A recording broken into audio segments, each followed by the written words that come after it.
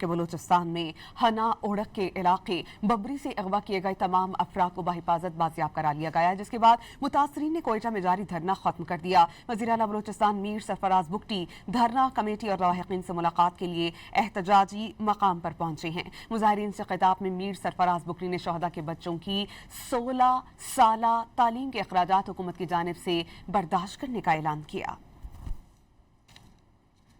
ساتھ آ رہے ہیں یہ وزیر اعلیٰ شپ جو ہے یہ بہت عارضی ہے، یہ آج ہے کل نہیں ہوگی، یہ کسی کے باپ دادا کی میراث نہیں ہوتی ہے، یہ بہت عارضی سا اقتدار ہوتا ہے۔ تمام شہداء کے بچوں کی 16 سال کی ایجوکیشن، 16 سال کی جو ان کی ایجوکیشن ہے، کچھ بھی بننا چاہے، وہ ڈاکٹر بننا چاہے، وہ انجینئر بننا چاہے، وہ پائلٹ بننا چاہے، وہ وکیل بننا چاہے، وہ بیوروکریٹ بننا چاہے، وہ فوج میں جانا چاہے، ان کی 16 سال کی تعلیم کی ذمہ داری حکومت بلوچستان اٹھائے گی۔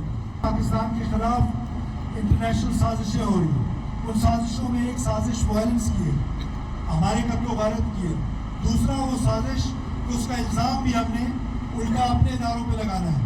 آپ نے اس چیز سے دور رہنا ہے۔